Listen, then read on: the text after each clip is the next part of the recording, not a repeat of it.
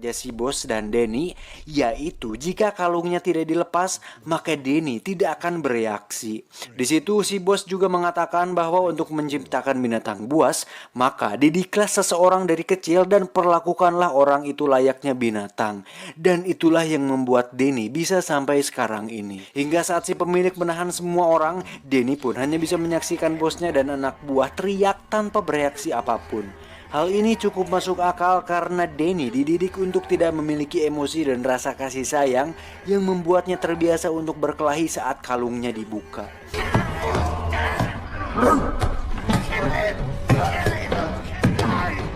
Sementara itu, sang pemilik tempat lelang pun pergi ke ruangan lain untuk menemui para tamu yang ada. Saat si bos dan anak buah selesai disiksa, akhirnya dia mendapat kesempatan untuk membuka kalungnya. Seketika, semua orang pun dihajar sampai masuk ke ruang para tamu.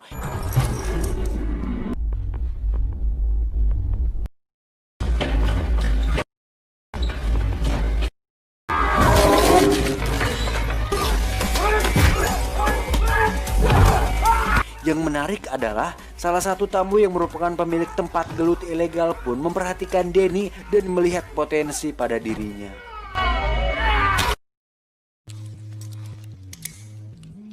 What are you looking at? Just enjoying the show. Saat kembali ke base camp, si bos pun memarahi Denny karena dia sama sekali tidak menolong, karena seekor anjing saja akan menolong majikannya saat berada dalam bahaya. Tak ingin membuang waktu, si bos pun pergi menagih ke tempat selanjutnya, di mana tempat tersebut adalah sebuah toko barang-barang antik. Tak ingin melakukan kesalahan yang sama seperti tadi, si bos pun meminta Denny untuk menunggu di luar, dan si bos menjelaskan bahwa ketika lampunya menyala, Denny harus segera masuk ke dalam karena itu adalah tanda sebuah bahaya. Dan di saat si bos terus menjelaskan, perhatian Denny justru teralihkan kepada sebuah piano tua yang berada di sana. Light, door. Light, door. Oi! Merasa bahwa Denny sudah mengerti, si bos pun langsung masuk sana untuk menagih. Setiap detik berlalu dan Denny mencuri-curi pandang dengan melihat piano tersebut. Hingga perlahan dia bergeser dan mencoba menekan pianonya. Tiba-tiba Denny dikagetkan dengan seorang pria yang muncul, di mana itu hanyalah seorang tukang reparasi piano yang sudah tua. Dan lagi-lagi inilah abah saya, yaitu Morgan Freeman. Dalam film ini beliau berperan sebagai Sam yang merupakan pria tunanetra yang lihai bermain piano. Karena tidak bisa melihat, Sam pun terus berbicara seolah Denny adalah orang biasa pada umumnya. Hingga saat Sam meminta bantuan, Denny pun akhirnya berkata, "Yes." You are, aren't you? Yes. Come on. Sam yang seumur hidupnya tidak tahu seperti apa warna kuning itu meminta Denny untuk menekan beberapa nada sembari dia membetulkan kerusakannya. Just relax. A little harder. Press. Oh, wonderful. And excellent. Excellent. Oh, baby. Setelah selesai, Sam pun memainkan piano dengan sangat indah dan itu membuat Denny merasa hidup kembali sama seperti dirinya di masa lalu. New York City. All the great musicians want to play Carnegie Hall. I did too. Ketika terdengar suara tit, tit, tit. Ketika terdengar suara tit, Denny pun segera sadar dan secepatnya lari ke dalam. Namun dia terlambat karena si bos dan anak buah sudah babak belur oleh kliennya. Walaupun si bos geram dan sangat marah kepada Denny, si bos tidak bisa berbuat banyak karena Denny adalah aset baginya. Tak lama datanglah si pria pemilik Fight Club yang bernama Akung untuk menawarkannya kerjasama. Awalnya si bos menolaknya karena itu hanyalah permainan anak-anak, tetapi saat mendengar bayarannya cukup tinggi, si bos pun menyetujuinya. Lucrative. Very lucrative. Sampai di sana, Akung pun menjelaskan bahwa hanya ada satu aturan di Fight Club miliknya, dan itu adalah bertarung sampai mati. Dan jika tidak mati, maka dia tidak akan mendapatkan bayaran. So glad you could make it. Dan orang yang memiliki tubuh besar dan seram ini adalah juara bertahan di Fight Club miliknya, di mana dia sudah membunuh puluhan petarung dan berhasil mematahkan ratusan tulang manusia. Juga merupakan lulusan dari sebuah penjara paling sadis di Meksiko. Namanya adalah El Rico. Tak ingin membuang waktu dan berbacot ria, si bos pun langsung melepaskan kalungnya dan menyuruh Danny untuk bertarung.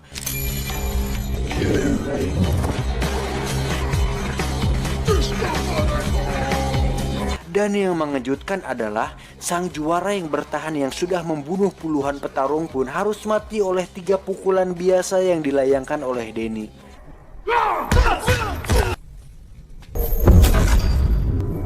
Dan permainan pun selesai. Dengan banyak uang yang didapatkannya, si bos pun terlihat sangat senang dan menawarkan Danny sesuatu yang diinginkannya. Dan yang Danny inginkan adalah sebuah piano. I want a piano. I want a piano. Sontak hal tersebut membuat si bos tertawa, namun Danny terus berbicara piano. Tiba-tiba, sebuah truk menabrak mobil mereka hingga terseret puluhan meter dari jalan raya. Tak lama muncullah 3 orang bersenjata berat yang langsung menembaki mobil si bos dan Danny. Dan ternyata itu adalah perbuatan si pemilik tempat lelang yang masih memiliki dendam kepada si bos. Dikira sudah tewas, mereka pun pergi. Dan ternyata Danny masih hidup dan hanya terkena peluru di lengannya. Dikira si bos sudah tewas, Danny pun pergi dari sana dan menuju ke tempat barang-barang unik yang tadi. Dan masih ada Sam di sana. Who's there? Akibat peluru tadi, Danny pun kehilangan banyak darah, kemudian pingsan. Saat sadar, Danny sudah berada di atas kasur yang ternyata itu adalah rumah paman Sam dan dengan baju yang sudah diganti. Ketika Sam masuk dengan membawa makanan, Danny langsung bersembunyi di bawah kasur. Jumps. My name is Sam, remember?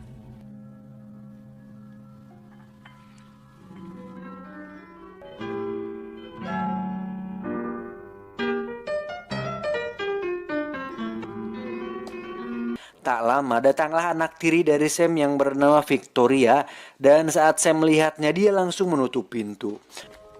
Hi. Does he like to read? Does he like to write? Does he like to draw? He likes music. Cool.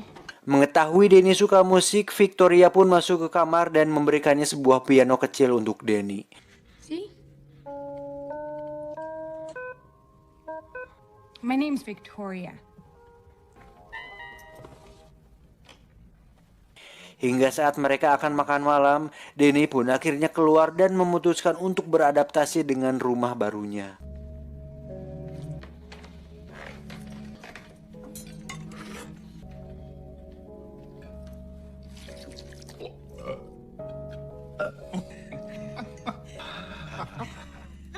My name is Danny.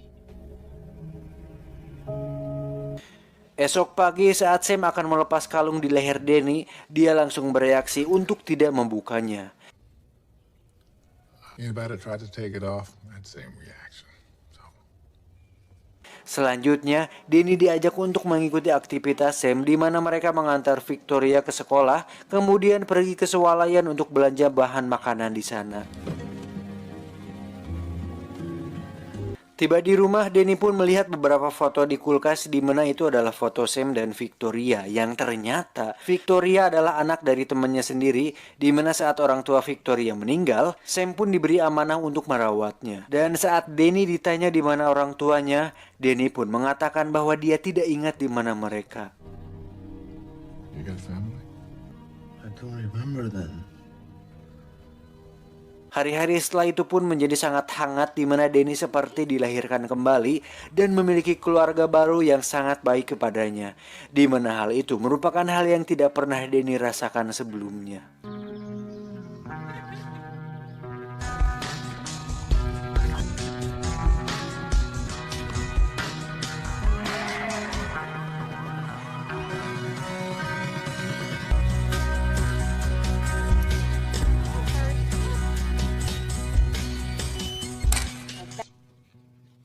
Belongs there. Dan yang menarik, ketika suatu hari saat mereka sedang belanja, tiba-tiba ada beberapa orang berkelahi di sana. Sam yang khawatir dengan keadaan Danny terus berteriak memanggil namanya, dan ternyata Danny sama sekali tidak memperdulikan hal itu. Danny! Sam pun bertanya kepada Danny kenapa dia tidak panik dan tidak bereaksi saat ada orang berkelahi di sekitarnya. Danny pun menjawab bahwa mereka tidak berkelahi dengannya, jadi dia merasa bahwa tidak perlu untuk memperdulikannya. Mendengar hal itu, Sam pun memakluminya karena mungkin itu adalah bagian dari masa lalu dan pribadinya, sehingga dia tidak terlalu memikirkan akan hal itu. Hingga suatu malam saat kedekatan mereka terjalin semakin erat, Victoria pun memutuskan untuk membuka kalung di leher Danny. Awalnya Danny ketakutan dan teringat masa lalunya, namun ketika sudah dilepas, dia akhirnya menjadi seseorang yang baru dan bukan Danny the Dog lagi.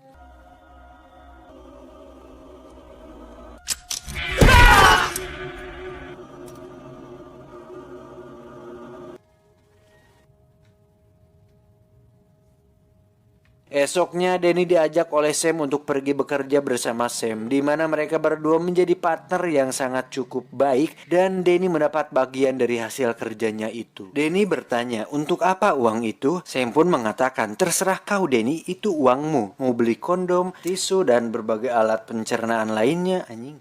Untuk itu Danny pun pergi sendirian ke sebuah toko dan membeli beberapa topi yang unyu-unyu untuk diberikan kepada Victoria dan Sam. Hingga saat dia akan pulang, tiba-tiba dia tak sengaja bertemu dengan salah satu anak buah dari si bos. Dia pun mengatakan bahwa si bos ternyata masih hidup dan sedang mencari Danny kemana-mana. Danny pun mengatakan bahwa dia tidak akan kembali karena sudah memiliki keluarga yang baru. Namun dia mengancam akan mendatangi keluarga barunya itu jika Danny tidak kembali. Whoa, whoa, whoa, whoa, whoa. You got a new family as well? Would you like that? Wouldn't be too hard to find, what with you shopping here and all.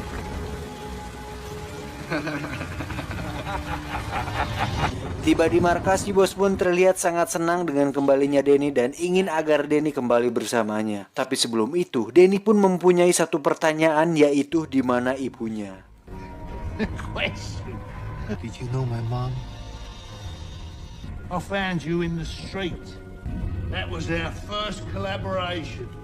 Don't dwell on the past. Look to the future.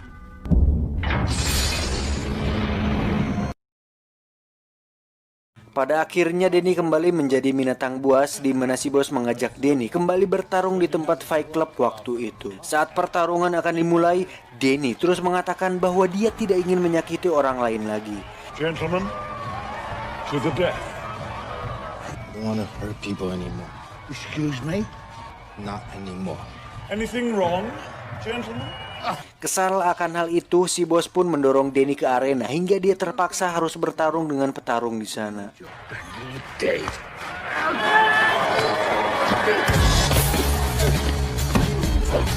Danny pun hanya bisa menghindar dan bertahan dari lawannya karena dia benar-benar sudah tidak ingin menyakiti orang lain lagi.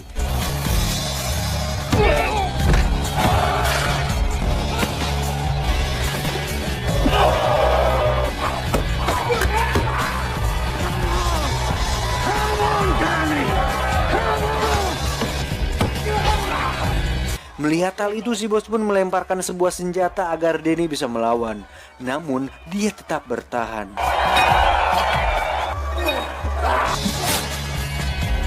Tak ingin permainan terus monoton, si pemilik Fight Club itu pun memutuskan untuk menurunkan 3 petarungnya, sehingga sekarang Danny harus melawan 4 petarung sendirian.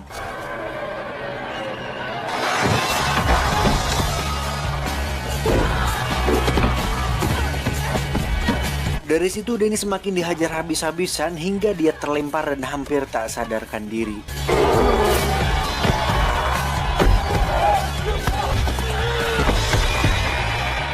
Menyadari situasi ini, akhirnya Danny memutuskan untuk melawan dan here we go, Danny is come back.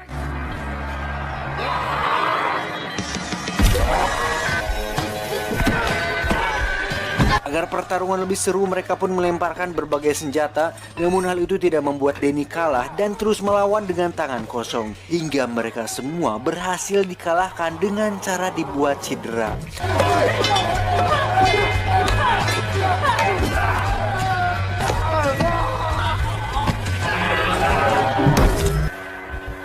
Dan kita masih ingat dengan peraturannya bahwa jika tidak ada yang mati, maka si bos tidak akan mendapatkan uang sepeser pun. Sehingga si bos nekat membunuhnya sendiri dengan pistolnya.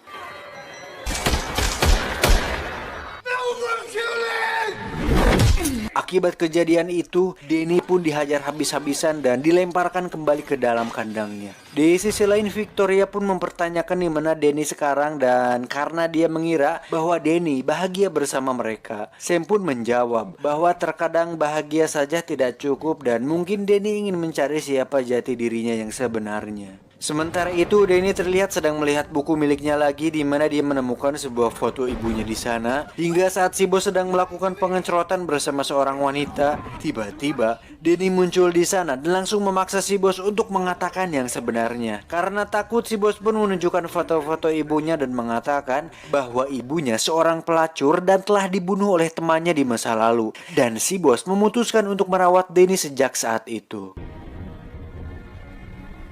I'm sorry I lied to you, Danny. Saat akan pergi bekerja seperti biasa, si bos mengatakan bahwa sebuah keluarga harus dipertahankan apapun yang terjadi. Mendengar hal itu, Danny pun sadar bahwa dia sudah memiliki keluarga sendiri, yaitu Sam dan Victoria, dan keluarga harus dipertahankan apapun yang terjadi. Untuk itu, Danny langsung berontak hingga mobil oleng dan mengalami kecelakaan.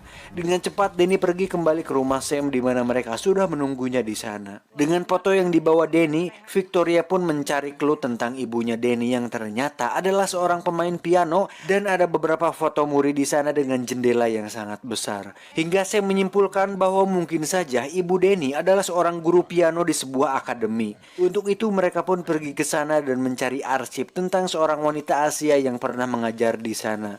Sad, really? Ah.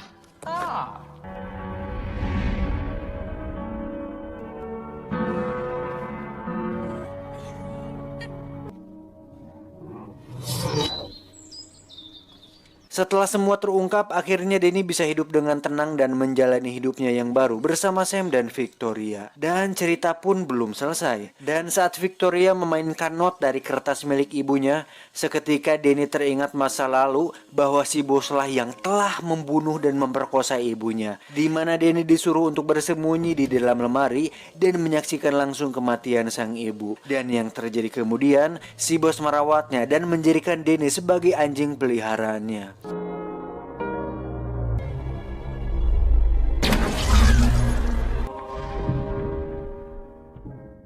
Setelah semua terungkap, Danny pun langsung mengajak mereka berkemas untuk pergi dari sana karena bisa dipastikan mereka sudah tidak aman lagi berada di sana. Namun mereka terlambat karena si bos membawa beberapa pasukan dan seorang ahli bela diri yang sudah menunggunya di mobil. Menyadari hal itu, Danny menyuruh Sam dan Victoria bersembunyi di dalam lemari.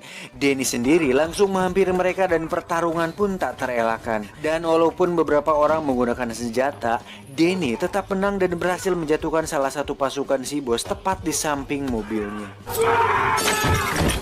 Menyadari bahwa Danny tidak mudah untuk ditangkap, si bos pun menurunkan sang ahli bela diri untuk menangkapnya langsung. Sementara itu, Danny terlihat sedang dikejar di atas gedung hingga saat tidak ada jalan lain, Danny pun memutuskan untuk masuk ke dalam sebuah gedung tersebut. Tak diduga tiba-tiba muncullah sang ahli bela diri yang langsung menebasnya, namun beruntung bedog atau golok saktinya itu hanya menebas sebagian rambut dari Danny. Dari sini terjadilah pertarungan sengit hingga akhirnya Danny berhasil terlempar keluar dan menyangsang di sebuah kabel, kemudian masuk ke apartemen seorang wanita yang sedang mandi junub. Tak mudah menyerah, si ahli bela diri pun langsung menyerangnya dan terjadilah pertarungan di tempat sempit yang membuat temboknya rusak terkena pukulan dari mereka berdua.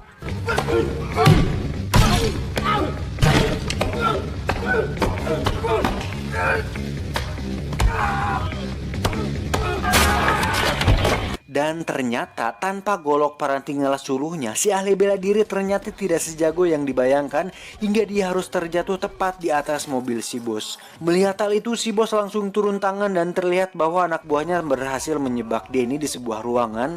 Saat Danny memutuskan untuk pergi melalui celah atap, si bos pun menyadari itu dan menyuruh anak buahnya untuk menunggu di sana. Hingga sampailah dia di apartemen milik Sam. Di situ si bos pun merayu dan memujuk Danny untuk kembali. Dan saat si bos akan memasang kembali kalungnya, Danny menahannya dan mengatakan, "Sorry Jing, gue udah punya keluarga baru." Dengan cepat si bos langsung dilumpuhkan hingga saat Danny akan membunuhnya, Sam langsung melarangnya. Alasannya karena jika Danny membunuhnya, maka dia akan dipenjara dan apa bedanya dengan mereka. Namun saat si bos terus nyerocos untuk memancing kemarahan Danny, Sam pun langsung memukulnya dengan pot bunga agar dia diam. Saat semua selesai, akhirnya Danny pun hidup bahagia bersama Sam dan Victoria. Dan selanjutnya kita akan melihat penampilan Danny di film Wong Fei Hung. Tamat ending yang sangat membagongkan. Dari film ini kita bisa belajar bahwa untuk menciptakan monster maka didiklah dia sedini mungkin, dan hal itu berlaku sebaliknya, dimana jika ingin menjadi orang atau menciptakan seseorang dengan pribadi yang baik, maka didiklah dia sebaik mungkin dengan lingkungan yang baik dan pendidikan yang baik. Tuh, bener si anjing satu ini. Saya John dan Om Jet Li mengucapkan terima kasih sudah menonton rangkuman film ini, dan saya pamit undur diri. Terima kasih.